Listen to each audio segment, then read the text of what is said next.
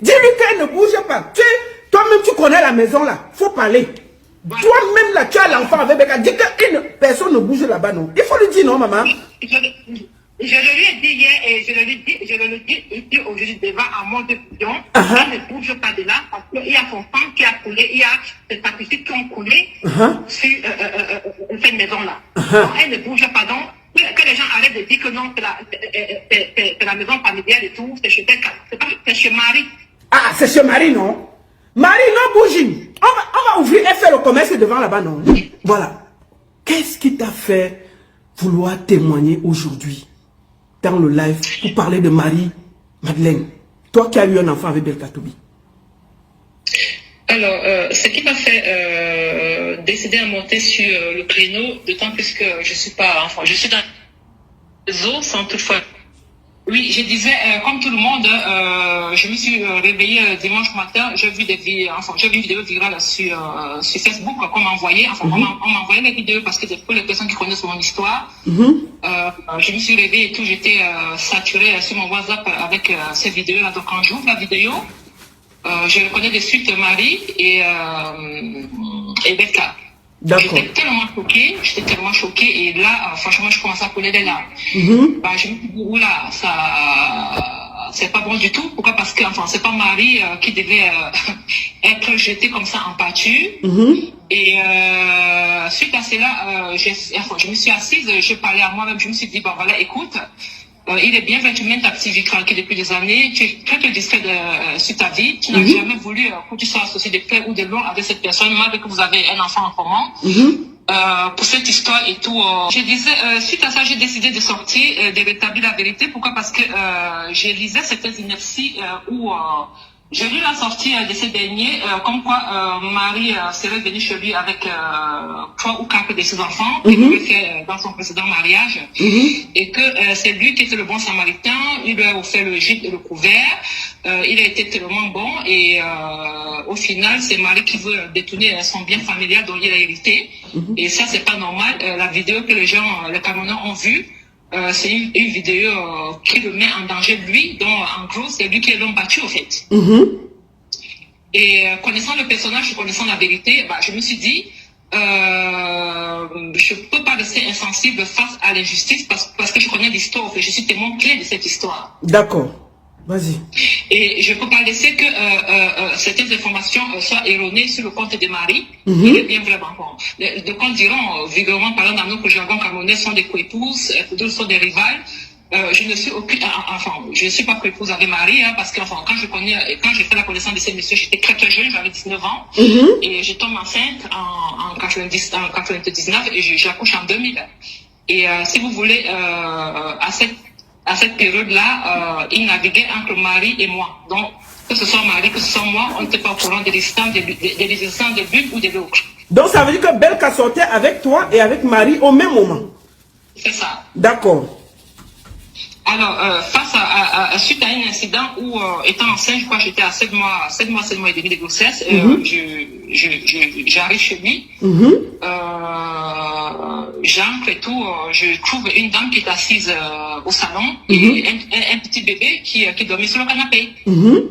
Et lui, il était dans la chambre et tout, parce que cette période-là, il était malade. Donc, quand j'entre et tout, déjà, il ne savait pas que j'allais être là, parce que c'était une surprise, en fait. Et quand il me voit ici, il dit, tu es là? Je dis, oui, je suis là. Voilà la situation. Apparemment, il prend panique, il prend son téléphone du salon où j'étais assise. Je regardais Marie me regarde, on se posait des questions, mais qu'est-ce qui se passe? Enfin bref, je tiens à préciser que Marie, c'est une femme tellement instruite. Et avec le recul, quand je m'assois, je me demande, mais elle ne mérite même pas. Enfin bref. Quand Marie prend la parole, elle dit, elle est vraiment navrée parce que si elle avait su, elle en soit peu qu'il avait une autre relation avec une autre fille qui de surtout attend un enfant, parce que déjà presque à terme et tout. Toi, tu avais combien de mois de grossesse? J'étais à 7 mois et demi de grossesse. D'accord. Et Marie prend la parole, qu'est-ce qu'elle dit?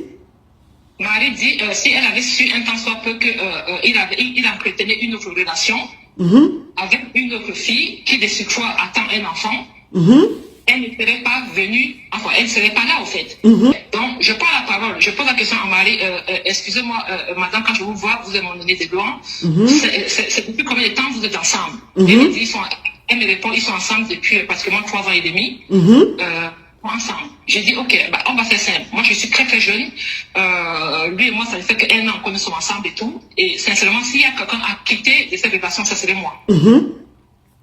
Donc, je suis partie. Et il me dit, bah, si tu parles et tout, je mettais papier et tout, palata. Néanmoins, je suis rentrée chez nous, donc j'ai accouché chez nous, quand c'était la première fois, j'ai accouché à 8 mois, 1 semaine, 2 semaines par là. Et on l'appelle pour lui dire que j'ai accouché et tout. Il dit, de toute façon, on ne le dérange pas. Et il m'a donné les conditions que si j'accouche en famille, il me fait papier. Et figurez-vous que il a fait la connaissance de mon enfant 4 mois et demi, 5 mois après. Vas-y alors.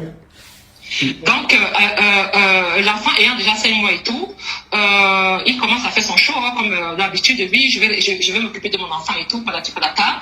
Et l'enfant ayant 6 mois, bon, j'ai commencé la variation alimentaire.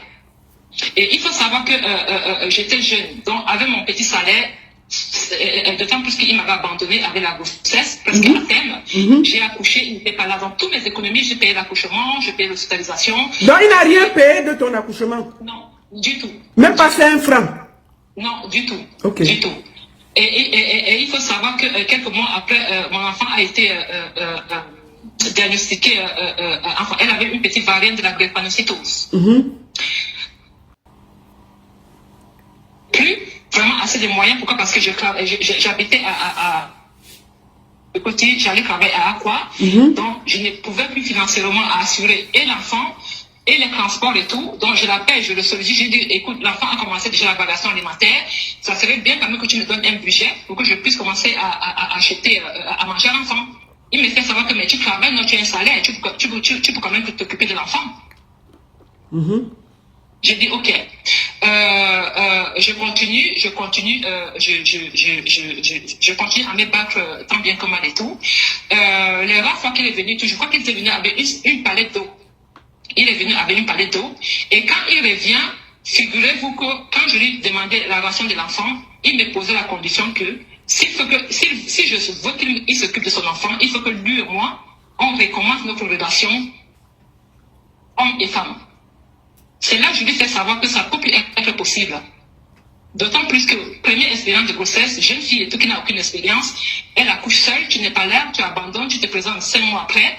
En ce qui concerne relation, toi et moi, il n'y en a plus. Donc, on a la relation père et mère de l'enfant. Il me dit, dans ce cas, si tu ne veux pas qu'on se remette ensemble et tout, ton enfant, tu t'en occupes. J'ai dit que, ok, il n'y a pas de problème. Donc, il s'est barré, il a disparu. Il a disparu. Figurez-vous qu'au mois de... Et puis il faut le voir se vendre sur Internet. Un gros irresponsable. Vas-y. Voilà, il a disparu. Donc, je pense que c'était au mois de juillet, août 2001. Donc, mon enfant avait déjà presque... mon enfant avait dans les 8 mois, 10 mois, quelque chose comme ça. Bref, mon enfant tombe gravement malade. On nous hospitalise dans un hôpital. Il y avait un hôpital vers Bépanda. J'ai fait 1 semaine à l'hôpital avec l'enfant. Je prends mon téléphone, je l'appelle. Pendant toute cette semaine, je l'appelais pour lui tenir informé de la situation parce que je n'avais plus de sous. Son téléphone ne passait pas. C'est comme ça que je laisse l'enfant à l'hôpital avec l'une de mes petites soeurs et tout. Je prends un taxi, je vais en Dokbat. J'arrive et tout, j'entre, je trouve que la porte de sa maison est fermée. Je vais derrière comme sa maman y habitait, sa maman me voit. Elle me parle en bas, ah ma fille tu es là, je dis oui maman je suis là, comment tu vas? Elle me dit oui. Je lui demande ton fils est où? Et elle me dit en bas mais il ne t'a pas dit. Je dis mais non, il m'a rien dit. C'est là où c'est elle qui m'annonce qu'il a voyagé, il est allé en France, et ça fait 2 mois. Donc, de là, je m'écroule parce que je n'avais pas de solution. Mon enfant était malade, mon enfant était mourant à l'hôpital et tout. C'est comme ça que je rentre. Je me dis, ok, j'ai compris que bon, voilà, je suis face à mon enfant tout seul, donc je vais prendre cette responsabilité du temps, parce que ça a toujours été le cas. Donc, je me suis battue, j'ai commencé à m'occuper de mon enfant. Et en 2003, j'ai quitte le Cameroun. Donc, alors, ton enfant était à la maison, toi tu as voyagé, l'enfant est venu en vacances, tu as laissé l'enfant avec Mado, c'est ce que j'ai, Madeleine. Ensuite, toi tu étais en France. Si vous voulez, l'enfant restait là-bas. Oui. Oui, vas-y, on te laisse parler. Oui, si tu veux, l'enfant est resté là-bas jusqu'en 2012, hein, 2012 et tout début 2013 que je l'ai récupéré. Et comment était Marie Mado avec toi, ton enfant? Marie jouait son rôle de mère avec l'enfant. Hein. Marie s'occupait d'elle comme une maman s'occupe d'un enfant qui est comme le sien. Magnifique. Donc ça veut dire que toi, en tant que mère, quand tu vois ce qui arrive à cette maman qui s'est sacrifiée pour Belka Tobi, c'est pour ça que tu as décidé de sortir pour dire ta part de vérité. Et je voudrais te dire un grand merci. Je t'en prie, malheureusement, je ne peux pas rester offensif face à tout ça. Ça veut dire qu'aujourd'hui, là, Marie Mado, c'est aussi quelqu'un que ton enfant, tu as laissé l'enfant, tu es parti te chercher, tu es revenu. Est-ce que quand tu es revenu au Cameroun de temps en temps, tu voyais Marie Mado? Mais j'expliquais justement que quand mon enfant se retrouve en août 2010 et tout, donc je descends au Cameroun au mois de décembre, donc 4 mois et demi après. Donc je pars là-bas et tout, donc je trouve Marie et tout. Quand j'étais venue pour un événement familial, parce qu'il y avait ma cousine qui s'est mariée, donc je suis venue chercher l'enfant pour que l'enfant passe le séjour avec moi. Et je ne sais pas, je pense qu'il n'était pas encore parce que quelques jours après, il est arrivé au Cameroun. Donc Marie me dit, elle a peur de me laisser l'enfant parce qu'il risque de lui faire des problèmes. Néanmoins, elle va appeler pour lui demander à savoir si je peux récupérer l'enfant. Donc Marie prend le téléphone, Marie l'appelle pour lui dire, écoute, Sidonie est là, elle veut prendre l'enfant et tout pour son séjour. J'entends comment il a appelé la au téléphone. Non, il est hors de question, tu laisses ton enfant partir. Tu es bête ou quoi? Tu ne vois pas que seulement c'est un coup pour voler mon enfant et tout. Ah non, l'enfant ne bouge pas. Ok. D'accord. Après, Marie me dit, quand elle m'approche, Marie me dit, écoute Stéphanie, je comprends, tu vas prendre l'enfant et tout. Donc, si elle m'appelle et tout, je vais dire que je commissionne l'enfant. C'est moi, je récupère mon enfant. Je passe au séjour avec l'enfant et tout. Je viens déposer l'enfant quelques jours après mon retour, avant mon retour. Et en 2011 encore, quelques mois après, je retourne au Cameroun. Donc à chaque fois que j'allais et tout, j'avais toujours une valise en main avec les cadeaux pour tout le monde. Et quand bien à chaque fois que j'arrivais et tout, c'était la galère. Maman souffrait tellement. Quoi, maman? Tu dis quoi? J'ai dit à chaque fois que j'arrivais et tout, Marie souffrait tellement, c'était la galère. Ah, maman?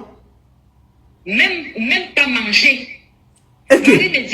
Marie me dit, tu connais ta personne. À chaque fois qu'il arrive ici, il rentre et tout, il donne pas la ration. Il me promet que non, quand il va arriver, il va faire un spectacle et tout. Il va envoyer le nécessaire. Et après, il oublie. De temps en temps, je faisais un geste financier à Marie parce que j'estimais que mon enfant était là-bas. Figurez-vous que parfois les enfants n'avaient rien à manger. Les enfants tapaient au bad au lycée Joss à pied parce qu'il n'y avait pas la rue de taxi. Et chaque trimestre, tous les enfants se retrouvaient dehors parce que la pension n'était pas payée.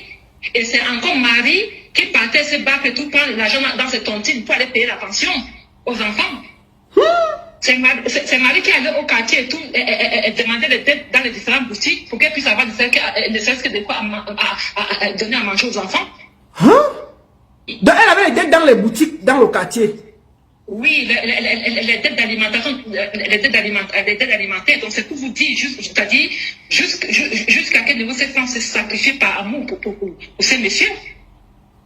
Mais Belka Tobi est méchant, hein? Parce que des 7 ans, 30 ans viennent la jeter comme ça en partie sur les réseaux sociaux.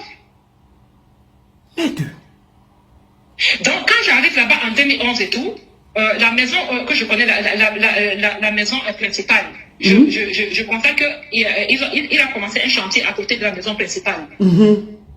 Et c'est Marie qui coordonnait les travaux de ce chantier. Marie a vendu l'un de ses biens que ses deux parents, il faut savoir que Marie, ils sont deux avec son frère, son petit frère. Marie a vendu l'un de ses biens hérités par ses parents pour investir dans cet immeuble qu'elle a construit avec ces messieurs. Et figurez-vous que en dehors du terrain que Marie a vendu, avant même la vente du terrain, Marie avait hérité des studios où elle avait mis les locataires. Donc c'est l'argent de ces locataires qui lui permettait de tenir la maison pour la ration chez Belka. Parce qu'à chaque fois que Dalika réclamait la ration, il lui dit mais tes locataires n'ont pas payé le loyer. Et donc Marie par amour, à chaque fois elle prenait ses économies, elle l'éjectait dans la vie de couple. Pourquoi? Parce qu'entre temps il faut savoir que c'est un bon parleur. Hein? C'était la promesse de mariage. Hein? C'était la promesse de mariage.